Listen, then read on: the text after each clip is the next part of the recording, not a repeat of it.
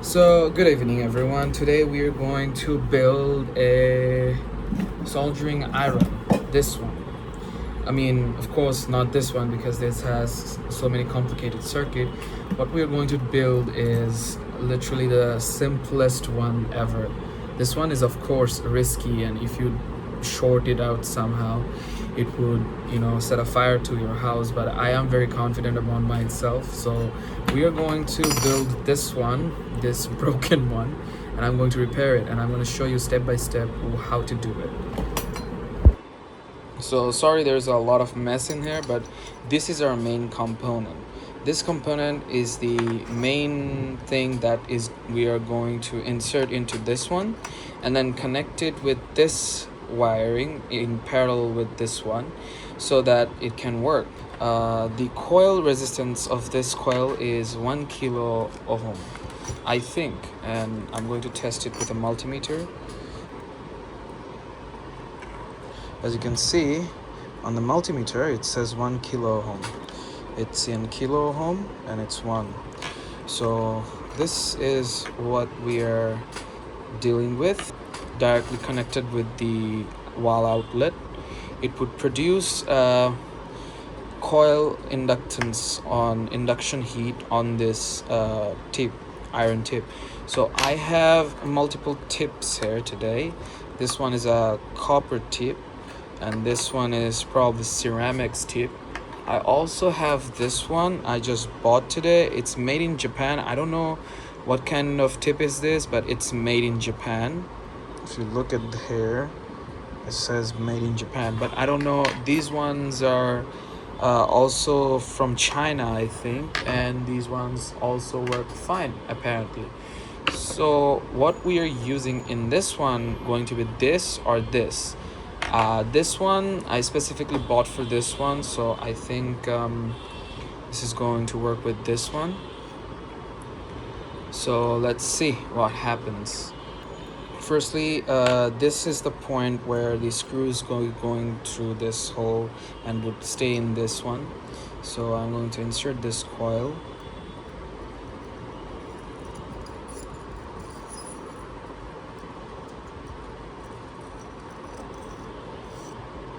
And I hope it's not creating any internal short circuit. That's how I'm trying to create this. And here we go. This is now enclosed in this one. I hope it's not going to short circuit because I don't know if it's somehow short, but I'm going to test it anyway because I like to be safe and sound. No, it's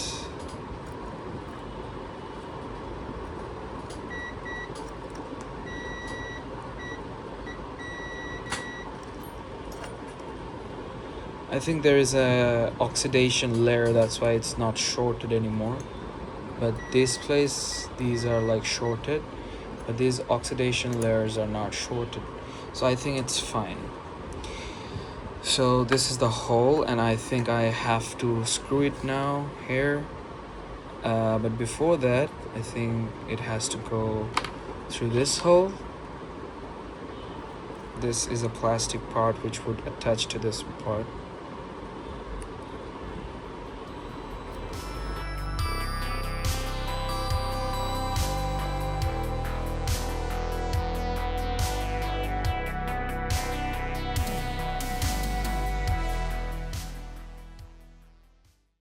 Yeah, I think it's fine now.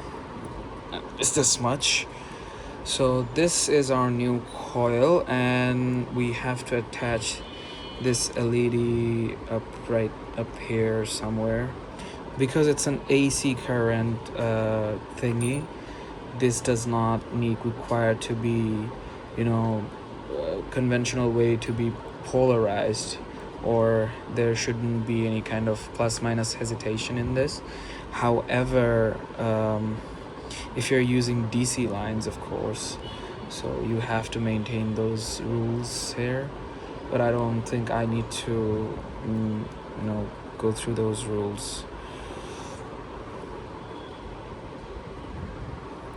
Alright, now we have to connect this other part at this node.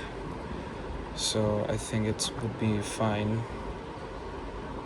It's of course dangerous, but hey, it is what it is. And I think I'm going to solder it with that one. Now this is the attempt number 2. Now I have connected these multiple resistors in parallel, in series. I have connected multiple resistor of 45 kilo ohms in series to match the actual resistance for the limiting resistance of for this LED bulb. It's not LED, it's I guess it's an old school bulb, those tungsten bulbs. Let's see if it works. Oh no, look, it has lit up. I think it's working, and hopefully there is no current flowing from here. To test it out, I have a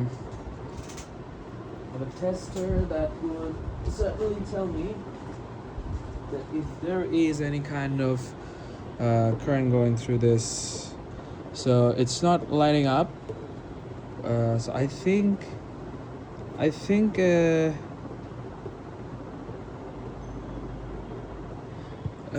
it's fine. However, I don't know, there's a very little current going through this, very little, but I don't know how greater or how less current is going through this, but it smells like it's burning. It smells like it's burning, but it's working, I think. So for now, I think it's fine.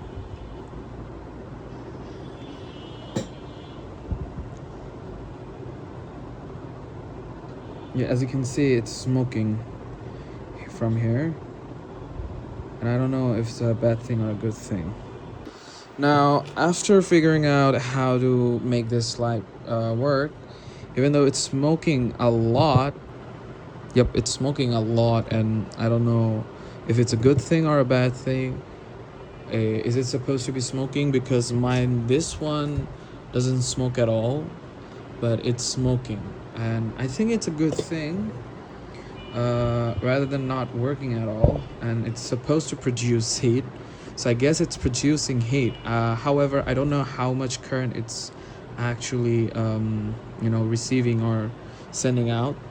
So I need to first of all check if it's conducting a little bit current, which is, I think, not very much harmful. I guess it's about 10 to 20 volts or something like that. I don't know actually. It's violently smoking now. Should I be worried? Oh yeah, it's working. It is definitely working, but damn, there's a lot of smoke. It is definitely working. However, I don't know why it's violently smoking. It's definitely working. It's definitely working, but it's smoking a lot from here, which is not supposed to happen.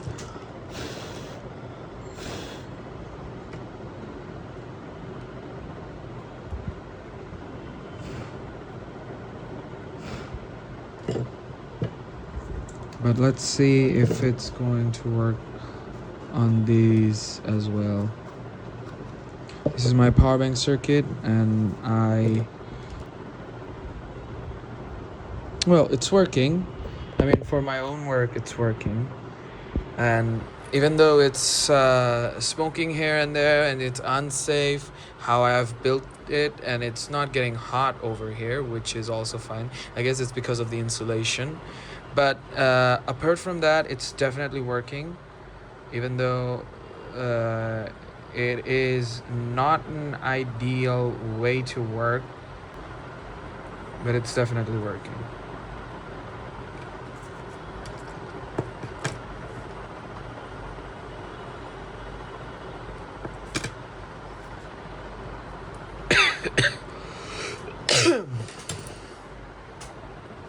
Which is cool.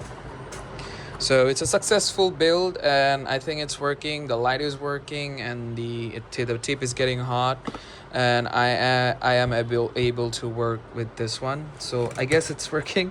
Thank you for watching, guys. Hopefully you guys enjoyed, and I'm going to solder some battery banks now. but I'm not going to use this one too much because it's 60 watt. I'm going to use this one because supposedly it's 40 watts. So this 40 watt is obviously better because it works as well as this one. So I am going to now use these for heavy application only, but other than that, it's just working fine. Now let me see if I can solder this one up.